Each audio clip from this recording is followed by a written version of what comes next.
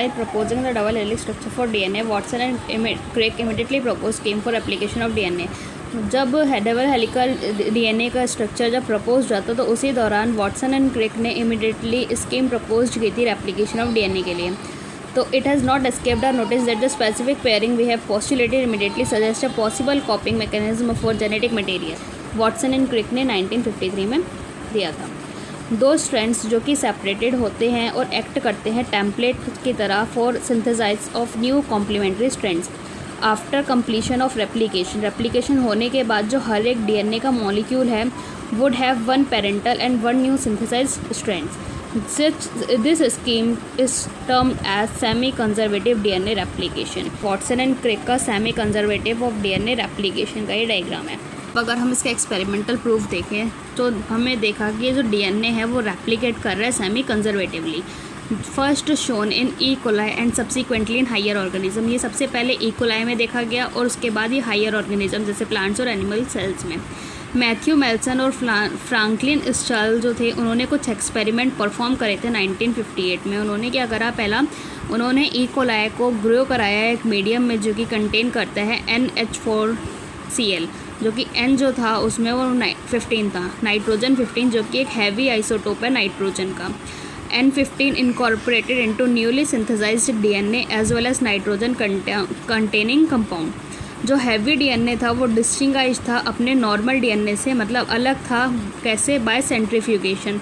और उसको किससे किया था? सीजियम क्लोराइड से बाय डेंसिटी ग्रेडियंट. तो इसमें नाइट्रोजन 15 था, वो हैवी आइसोटोप था नाइट्रोजन का लेकिन वो रेडियो एक्टिव नहीं था, जो कि अलग था N14 से उसकी डेंसिटी की बेस्ड पे. अब उसने क्या करा, उसको ट्रांसफ़र करा on cell into medium with normal N14 था NH4Cl. उसने क्या करा, took sample as cell multiplied and extracted DNA that remains as a double stranded helix. Various sample separated independently on caesium chloride gradient to measure density of DNA. कई सारे samples अलग अलग आ गए थे सीजियम क्लोराइड के gradient पर to measure density of DNA.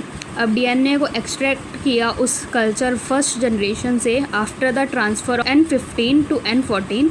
E coli जो है वो डिवाइड करता है 20 मिनट में. हैज़ हाइब्रिड और इंटरमीडिएट डेंसिटी. तो उसके पास एक हाइब्रिड या बीच की डेंसिटी थी, इंटरमीडिएट थी.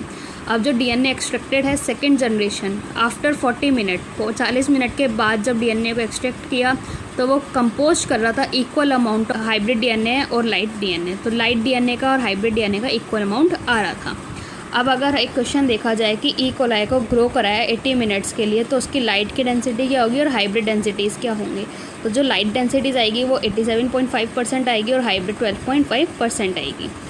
जैसे कि यहाँ देखते हैं, ये उसने लिया एक डीएनए जिसमें N15 लिया, ठीक है. अब उसको 20 मिनट बाद कराया तो ये 2 हो गए. फिर उसको फिर से 20 मिनट बाद कराया, मतलब उसके 40 मिनट बाद, ठीक है. तो क्या हो गया उसका फिर डबल, इसका डबल हो गया, ठीक. 2 से 4 हो गया. जिसमें क्या आया, इसमें ये N15 की थी, ठीक. अब N14 के साथ कराया, N15 को N14 के साथ कराया तो एक N14 का, एक N15 का, एक N14 का और एक और N14 का. उसको any mistake during replication result in mutation. अब इस रेप्लिकेशन के दौरान कुछ भी मिस्टेक होती है तो वो किस में रिजल्ट हो जाती है, वो हो जाती है उसका क्या हो जाता है, म्यूटेशन हो जाता है.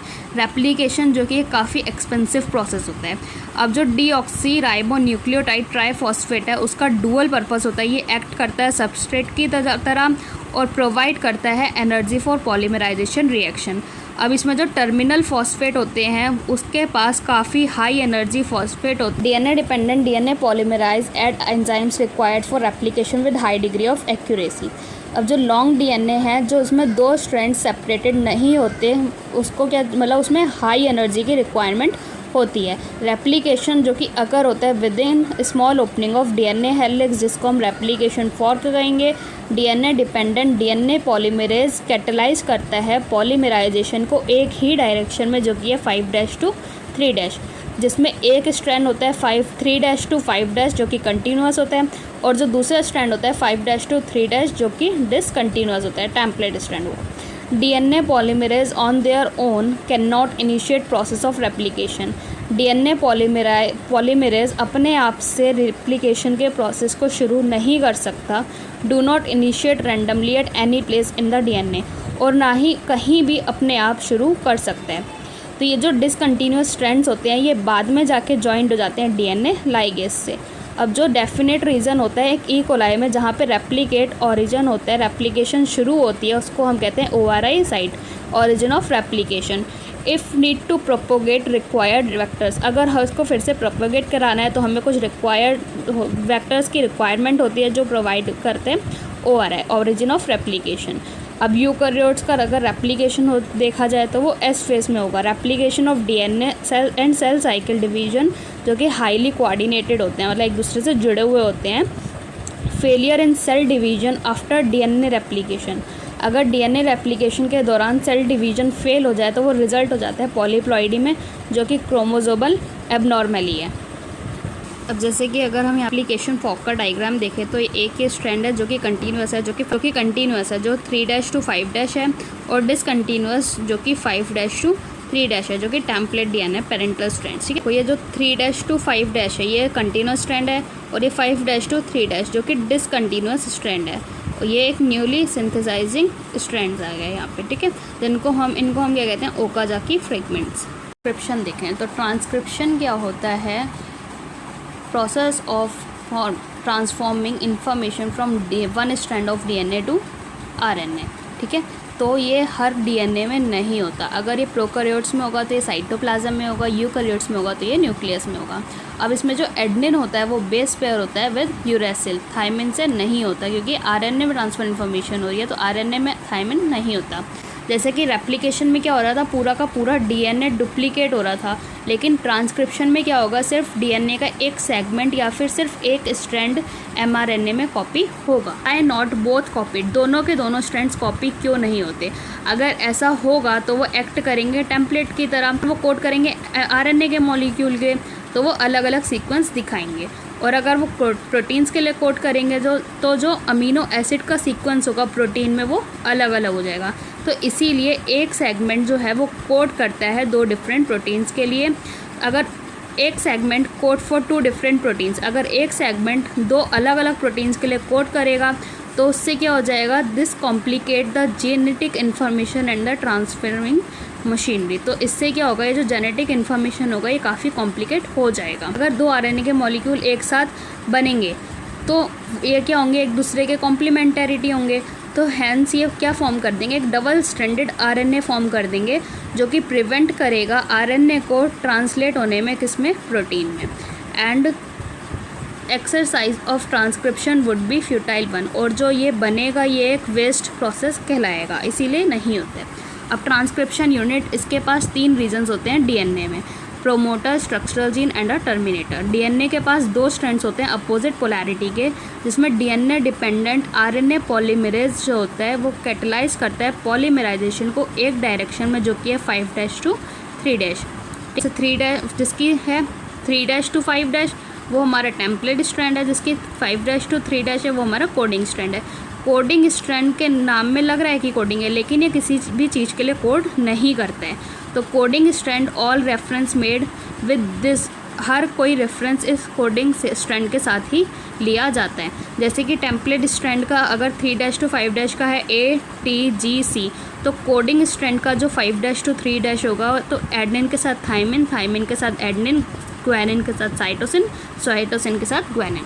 अब जैसा कि हमने देखा कि इसमें 3 साइट्स होती हैं, प्रोमोटर, स्ट्रक्चरल जीन और टर्मिनेटर। मोटर कहाँ पे होता है, 5' end of up stream of structural gene. ठीक है, अब रेफरेंस लिया जाएगा तो वो लिया जाएगा with polarity of coding strand.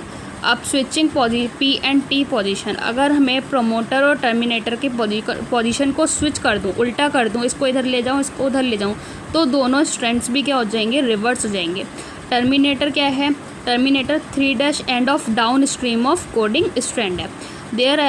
There are additional regulatory sequence that may be present further upstream or downstream to the promoter, transcription unit and the gene जो कि फंक्शनल यूनिट है of inheritance, DNA sequence coding for tRNA और rRNA molecule जो define करेगा gene को। Cistron क्या होते हैं? Segments of DNA coding for a polypeptide, DNA का वो सेगमेंट जो पॉलीपेप्टाइड के लिए कोड करेगा उसको हम सिस्ट्रॉन कहेंगे। Structural gene in a transcription unit set as monocistronic जो कि मोस्टली यूकैरियोट्स में होता है, और पॉलीसिस्ट्रॉनिक जो कि मोस्टली बैक्टीरिया या प्रोकैरियोट्स में होगा। अब यूकैरियोट्स में जो मोनोसिस्ट्रॉनिक स्ट्रक्चरल जीन है वो इंटरप्ट होता है कोडिंग सीक्वेंस के साथ, जिसमें जीन्स स्प्लिट हो जाते हैं जो कोडिंग और एक्सप्रेस सीक्वेंस होते हैं जिसको हम एक्सॉन्स कहेंगे। अब ये सीक्वेंस अपीयर होते हैं एक मैच्योर या फिर प्रोसेस लेने में, ठीक है। अब ये जो एक्सॉन्स हैं इंटरप्टेड होते हैं कुछ इंट्रॉन्स से। इंट्रॉन्स और intervening sequence do not appear in mature या प्रोसेस्ड आरएनए। जैसे कि एक मैच्योर या प्रोसेस आरएनए में क्या आते हैं? एक्सॉन्स आते हैं, लेकिन इंट्रॉन्स नहीं आते हैं। अब inheritance of character affected by promoter and regulatory sequence of structural genes, hence sometimes regulatory sequence do not code for any RNA protein. कई बार क्या होते हैं, रेगुलेटरी सीक्वेंस जो होते हैं ये किसी के लिए भी कोड नहीं करते, ना आरएनए के लिए ना प्रोटीन के लिए। Types of RNA and the process of transcription. Bacteria में 3 तरीके के आरएनए होते हैं, एमआरएनए, टीआरएनए, आरआरएनए। ये तीनों ही नीड होते हैं to synthesize a protein in a cell. जो एमआरएनए है वो प्रोवाइड कराता है template, tRNA brings amino acid and read genetic code, और आरआरएनए जो है वो स्ट्रक्चरल और कैटालिटिक रोल देता है ड्यूरिंग ट्रांसलेशन। अब जो आरएनए पॉलीमरेज है वो बाइंड करता है प्रोमोटर के साथ और इनिशिएट करता है ट्रांसक्रिप्शन को, जिसको हम इनिशिएशन कहेंगे। It use nucleoside triphosphate as a substrate and polymerises in template dependent fashion following rules of complementarity. ये क्या करता है? न्यूक्लियोसाइड ट्राइफॉस्फेट को यूज़ करेगा और ट्राइफॉस्फेट को यूज़ करेगा और पॉलीमराइज कर देगा टेम्पलेट डिपेंडेंट फैशन में, जो कि इसको रूल करेंगे फॉलोइंग रूल ऑफ कॉम्प्लीमेंटरिटी। अब ये क्या करता है? फैसिलिटेट करता है opening of helix and continuous, जिसको हम क्या कहेंगे? एलोंगेशन कहेंगे। Only a short stretch of RNA remains bound to the enzyme and once polymerase reach terminator region. जैसे ही टर्मिनेटर रीजन पे पॉलीमरेज आ जाएगा तो वहाँ पे क्या होगा? आरएनए का सिर्फ एक छोटा सा ही हिस्सा वहाँ पे बचा रह जाएगा, बाउंड रहेगा। नेसेंट आरएनए फॉल्स ऑफ, बाकी जो आरएनए होगा वो झड़ जाएगा। ऑल्सो आरएनए पॉलीमरेज किस में रिजल्ट होगा? टर्मिनेशन रिजल्ट्स इनटू, जिसको हम टर्मिनेशन कहेंगे, ऑफ ट्रांसक्रिप्शन। जैसा कि हम यहाँ पे देखेंगे ट्रांसक्रिप्शन इन बैक्टीरिया, तो यहाँ पे हमारे पास डीएनए हेलिक्स है 3' to 5' और 5' to 3', ठीक है। अब इसमें यहाँ पे एक प्रोमोटर आया, सिग्मा फैक्टर आया, जो कि क्या करता है? इनिशिएट करता है। तो ये कौन सा है? इनिशिएशन, आरएनए पॉलीमरेज, ठीक है। अब यहाँ पे क्या हुआ? सिग्मा फैक्टर बाहर आ गया, इसने क्या करा? इलोंगेट करा एमआरएनए को। यहाँ पे क्या करा? इलोंगेशन हुआ। अब यहाँ पे क्या हुआ? ये जो रो फैक्टर था ये आया, एक रो फैक्टर आया, एक टर्मिनेटर फैक्टर है जो रोक देता है। रो मतलब रोकना, तो ये रो फैक्टर आता है तो इसको रोक देता है, जिसको हम टर्मिनेशन कहेंगे, और बाकी का जो डीएनए होता है वो फॉल ऑफ हो जाता है। आरएनए पॉलीमरेज जो है वो 3 स्टेप में कैसे कैटलाइज होता है? आरएनए पॉलीमरेज जो is only capable of catalysing the process of elongation, is associate transiently with the sigma initiation factor और रो टर्मिनेशन फैक्टर, ठीक है। अब इसमें क्या होता है? बैक्टीरिया में अगर देखा जाए तो since mRNA do not require any process to become active, mRNA को कुछ भी नहीं चाहिए एक्टिव होने के लिए, and also transcription and translation takes place in the same compartment, और साथ ही साथ जो ट्रांसक्रिप्शन और ट्रांसलेशन होता है वो एक ही जगह होता है। No separation of cytosol and nucleus in bacteria. Many times कई बार क्या होता है, जो ट्रांसलेशन होता है वो can begin much before mRNA is fully transcribed. In transcription and translation can be coupled in bacteria, bacteria में ट्रांसक्रिप्शन और ट्रांसलेशन एक साथ हो सकते हैं। अब यूकैरियोट्स में देखा जाए तो हमारे पास 2 एडिशनल कॉम्प्लेक्सिटीज़ होती हैं, at least 3 polymerase in nucleus, clear cut division of लेवर, जिसमें आरएनए पॉलीमरेज 1 जो कि ट्रांसक्राइब करते हैं आरआरएनए को 28S, 18S, 5.8S, RNA polymerase 3 जो कि करता है टीआरएनए को 5S, आरआरएनए को, और एसएनआरएनए स्मॉल न्यूक्लियर आरएनए को, और आरएनए पॉलीमरेज 2 जो कि प्रिकर्सर है ऑफ एमआरएनए, एचएनआरएनए जो कि हेट्रोजीनियस न्यूक्लियर आरएनए है। साथ ही साथ ये primary transcript contain both exons and the introns and are non functional, hence it is subjected to a process called splicing. ये जो प्राइमरी ट्रांसक्रिप्ट है ये कंटेन कर रही है दोनों एक्सॉन्स को भी और इंट्रॉन्स को भी, एंड आर नॉन फंक्शनल, और साथ ही नॉन फंक्शनल है, मतलब कुछ फंक्शन प्रोवाइड नहीं करा रहे हैं, तो ये सब्जेक्टेड होते हैं एक प्रोसेस को जिसको हम कहते हैं स्प्लाइसिंग। जब इंट्रॉन्स को हम रिमूव करा देते हैं और एक्सॉन्स जॉइंड हो जाते हैं डेफिनेट ऑर्डर में, तो HNRNA जो होता है वो अंडरगोस एडिशनल प्रोसेसिंग जिसको हम क्या कहेंगे कैपिंग और टेलिंग। ये जो कैपिंग होती है ये इसमें एन अनयूजुअल न्यूक्लियोटाइड जो कि मिथाइल ग्वानोसिन ट्राइफॉस्फेट है वो 5' एंड ऑफ HNRNA पे जुड़ जाएगा। और टेलिंग में जो कि एडिनाइलेटेड रेसिड्यू जो कि 200 से 300 होते हैं वो ऐड करते हैं, जुड़ जाते हैं 3' and in template independent manner. In a fully processed HNRNA, एक फुल्ली प्रोसेस्ड HNRNA जिसको अब हम mRNA भी कहते हैं, that is transported out of nucleus for translation. Split gene arrangement represents probably N ancient feature of the genome. ये जो split gene arrangement है ये रिप्रेजेंट करता है पुराने जीनोम के फीचर को। जो presence of introns is reminiscent of antiquity and the process of splicing replication dominance of the RNA world. अब जैसा कि हम यहाँ पे देखें यूकैरियोट्स में ट्रांसक्रिप्शन देखें तो इसमें क्या है, एक एक्सॉन्स है और एक इंट्रॉन्स है। ये हमारे एक्सॉन्स हैं, ये हमारे इंट्रॉन्स हैं, ठीक है। तो ये 5' टू 3' हमारे उस पर mRNA पे आ रहे हैं। आइए क्या हो रहा है यहाँ पे, क्या हो जा रहा है इनकी RNA की स्प्लाइसिंग, RNA पॉली एडिनाइलेशन आ रहा है जिससे ये आ जा रहा है यहाँ पे RNA की स्प्लाइसिंग हो